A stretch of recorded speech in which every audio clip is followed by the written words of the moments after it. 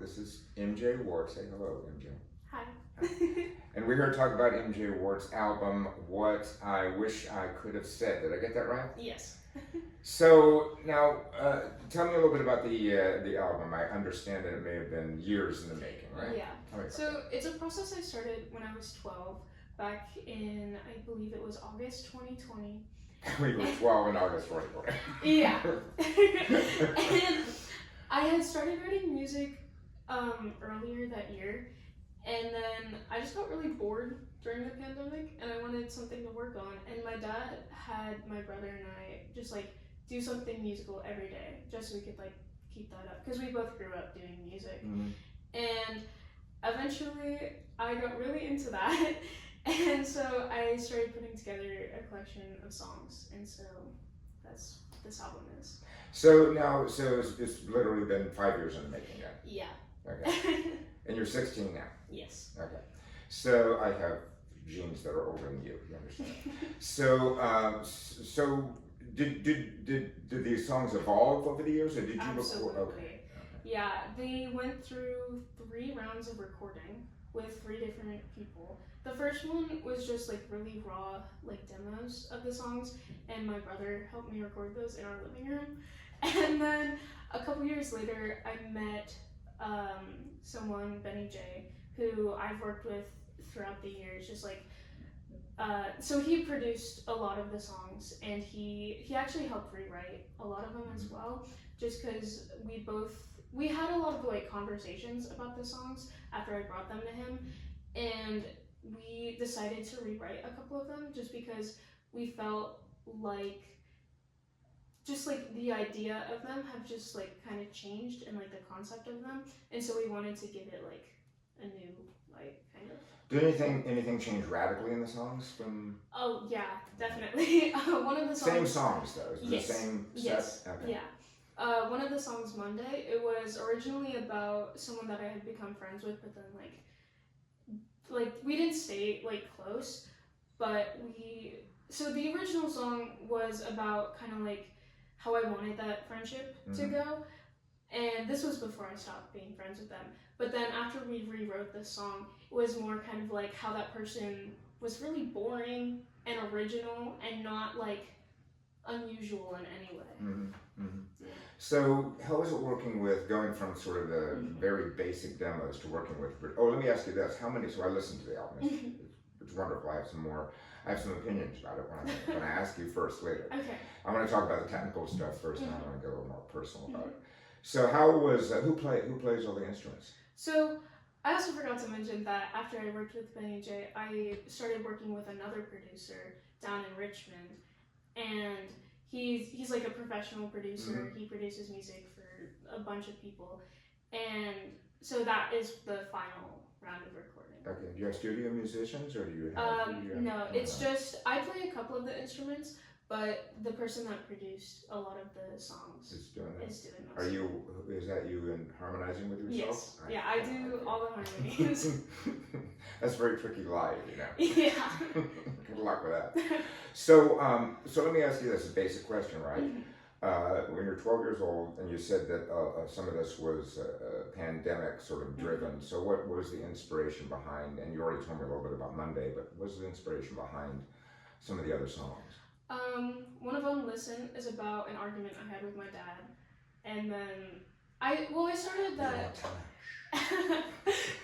I started that song, like I wrote like the first 2 lines like months before, and then I came back and revisited it later, and I finished writing it just like from a different perspective, kind of, because the first 2 lines I wrote like right after I had the argument with him, and so it was kind of interesting like rewriting it and going back, and but the other songs are just about like different friendships that like I wanted to happen or didn't end up working, or just like there's one about my brother going away to college and like having to be left behind.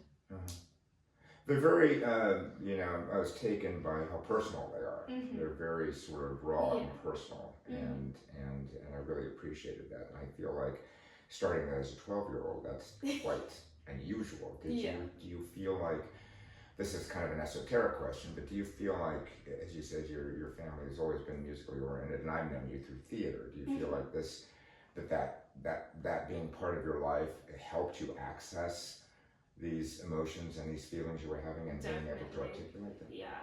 I mean, I've always like had a safe space, just like within my family and like friend groups and everything. Like I've always just felt comfortable being able to like express who I am and like my emotions throughout everything. Do you think your work in theater informs music and vice versa, or do they have anything to do, or they're pretty separate? In a way, yes. Like, I mean, theater's definitely helped, like, my stage presence when I play live shows. But musically, I feel like not as much. But, yeah. Okay. Okay. So let me ask you this: are you a writer that is it words first and music second, or is it music first, or does it just depend on? I actually think about this question like all the time. I do both at the same time. I've tried to like I got a demo from one of my cousins a couple months ago that's just like tracks, and he told me that I could write lyrics to it, and I spent like hours, and I just like couldn't come up with anything. And like the thing is, like when I come up with lyrics that I think are really good, it's really hard to put that into music. Mm-hmm. And so I found it easiest to just do both at the same time. Are you kind of writing your head all the time? Is something always going on in your head? A little bit, yeah. Do you ever? I mean, do you get an idea and sit down and write it, or is it kind of playing around your head and then it's not? I usually like if I come up with like an idea or like a lyric or something, I'll write it down in my notes app in my phone, and then like I'll come back to it. Do you look at it later and go, "What was this about?" Yeah. Yes, I do that, right? So, what are your influences? Who did you like growing up? I loved the Beatles, Nora Jones, Simon and Garfunkel. Yeah, big fan of all of them. Yeah, I could hear yeah. bits of all of them in your work. Anybody more current? I mean, Nora Jones is relatively. I mean, the past couple years, I've been influenced a lot by like Chloe Moriondo, Noah Kahan, artists like them. Yeah. Mm-hmm, mm-hmm. Is there anybody that, say you had, I said, okay, MJ, you can have dinner with any one of your inspirations, living or dead. Who would you pick? Who would you like to sit down and break bread with? That's a really hard question. Maybe Paul Simon. Yeah. I would love to have dinner with him. Right. That's a great answer. Or Paul McCartney. Yeah. Any other Pauls? Or John Lennon. I'm getting into mine now. So let me ask you this, and I don't know how you feel about this artist, but well, let me ask you: do you like Taylor Swift? I used to a lot when I was younger, but I don't listen to her as much right now. What's interesting, and I hope you take this as a compliment, is that I have a friend of mine has recently got me to listen to the new Taylor Swift versions of her songs that she's been redoing, and I've been taken by how much more I like those than the original recordings, which I guess she didn't really have a lot of control over. And what I found interesting about yours is I thought, not that you're the same artist or writing the same way at all, but there's an emotional center, and as I said before, an openness there that I think I found a common ground there. Yeah, so there's a little bit of Kate Bush in you too, Kate Bush. There's a little bit, and especially some of the more sonically arranged songs on the album. But really nice, and I'll tell you. Well, let me ask you, what's your favorite song? Do you have a favorite? It's like picking a favorite child, right? Do you have a favorite song on the album? There's a couple. There's three that I love a lot. I love Dancing in the Rain because I feel like it really stands out from like the rest of the album, and it reminds me a lot of another song that I released last year called Mariana Trench, where it's more like pop punk rather than like indie pop. I also really love Monday because I don't know, I just love that song a lot. I think it sounds really cool. And then I love Do It All Again because that one is about my best friend that I grew up with. We were best friends for like 8 years, and we're still really good friends. But that song is just like about all of like the memories that I had with her. Well, in Monday, you know, especially for me at least, there was this quality of your voice, you know, that was really sort of a little bit different than the other songs, right? And Yeah.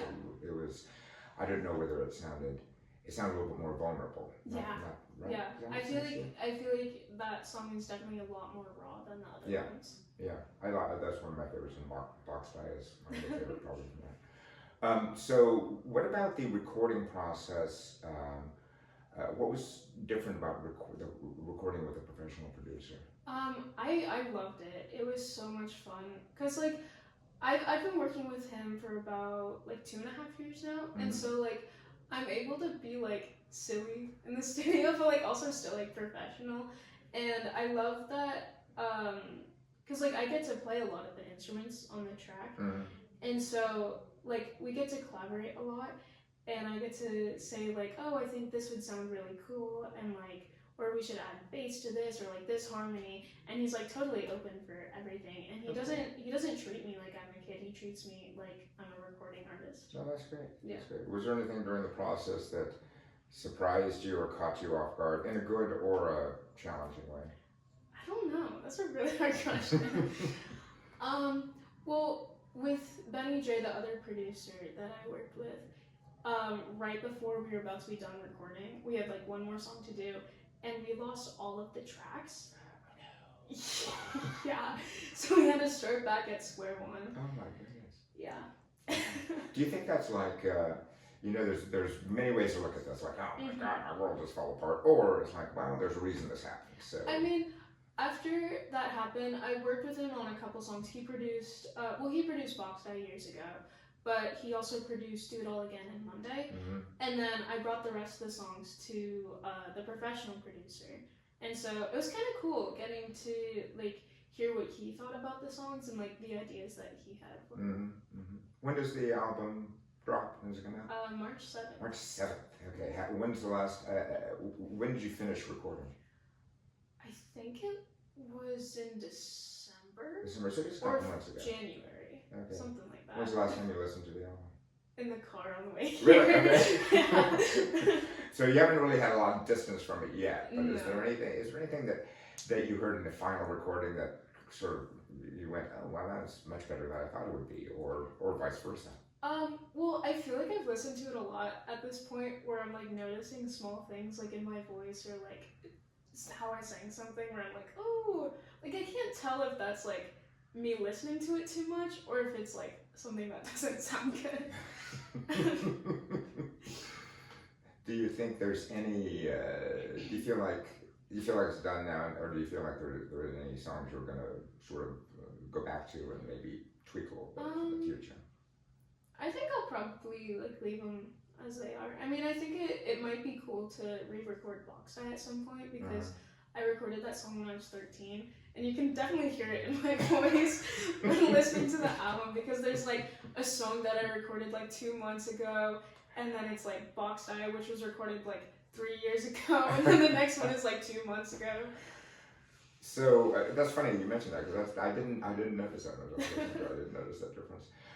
So I kind of asked you, you know, who'd you like to have dinner with? Who would you? What artist would you love to perform with? Noah Kahan. Okay. He's like my favorite artist right now. Okay. Yeah. What's coming up? What's next after this? I don't really have much. I mean, I started working on another album. I started this other album like a year ago. So it's like halfway done. But I'm probably gonna do like a release show and like play all these songs eventually at some point. Okay. Are you gonna have, if you go back to the other album, are you gonna use the same producers? Yeah. Okay. Okay. What would you like to say that I haven't asked you? What would you like to say? Is there anything you'd like to say about the process or about the album that we didn't touch upon? Or I don't know. It's just been a really cool process, and I'm lucky that I got to like do this because like not every 16-year-old has these opportunities. Not many 16-year-olds. Well, let me ask you this. So do you feel like this is a lifelong, you're going to be making music? That's what I want music to for do. the rest of your life? Yeah. Okay. Would you like to do it professionally? Make Yeah. a career out of it? If you don't make a career out of it, would you still do it? Yeah, like I want to learn how to do like production. So if I'm not able to exactly do like my own music, I want to be able to produce other people's music. Ah, cool. Yeah. Okay, good. What do you think you'd learn from it's like, you know, you're an actor or director, and some actors evolve into directing, and they end up kind of liking that more. Do you think you'd still be an artist and producer? Would you like to be Yeah, both? absolutely. I know I don't want to ask you. So many, you know, writers. Speaking of American theater and music, will end up writing musicals or write, you know, an oratorio. Paul McCartney for whatever. Do you have any? Is there anything in the back of your mind that you'd like to? Yeah, I wrote a MJ Ward's song. Les Miserables. I wrote a song. I think it was in 2021, and it's my dad's favorite song that I've written. And I wrote it with like the idea of it being in a musical, and I've written other songs like for the musical, but it's like I have no plot or like anything. I have no script. I just have like a couple songs that like don't make sense out of context. You've seen musicals; they don't have to make sense. I think it was like April 2022, and I was like sitting in the living room with my parents, and I was like, hold up, I have a really cool idea for a song. So I went to my room, and then like 20 minutes later, I came out, and I was like, okay, I wrote a really cool song. And I played it for them, and they were like, wait, this is really cool. And so my brother helped me record it, and then like 3 weeks later, I released it. Wow. Yeah. It has like no production at all. It's just me and my ukulele. But Yeah. And it's called Paint? Yeah. Okay. Yeah. That's great. That's what you talk about Beatles. That's what they used to do. Yeah. And write a song in half an hour and do an album in a day.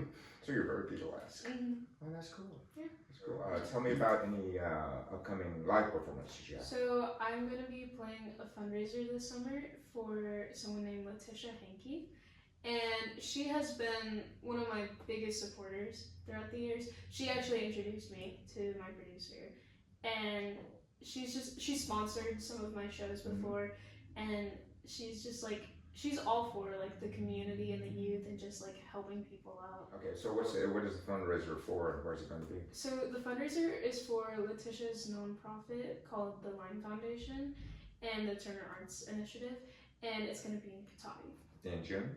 Yeah, this summer. Great. Oh, it comes to you as a piece, huh? Yeah. That's really I'm cool. also like really big on metaphors, specifically animal metaphors. Mhm. Like I have a whole EP that I'm gonna call the Animal EP, and it's just a bunch of songs that have A bunch of animal songs Yeah. with animal metaphors. That's Yeah. cool. Yeah. That's great. Mhm. It's really cool that you were able to access that and have it, you know, and be able to also make it come to fruition. Mhm. You know, because so many, not just musicians, you get an idea, but you don't have the Mhm. capability Yeah. or the, you know, the wherewithal to Yeah. make it happen. You know, Mhm. get it out of your head and into, you know, another art form. Yeah. That's really cool. I really did enjoy it. The album. I listened to it twice, 3 days. It's very short. Yeah. And that's the other thing I was going to say. Is really sort of a throwback on, because I grew up with short songs. Yeah. You know, it was very rare to have a song more than 3 or 4 minutes. I kind of appreciate that brevity in storytelling. It's like short plays. It's, Yeah. it's really you know, challenging, I think. Like the longest song on the album, I think, is Monday, and it's around like 4 minutes. Yeah. Good job. Thank you. Yeah. I was warned I couldn't share it with anybody, so I'm not going to share it with anybody until March 7th. So Okay. I need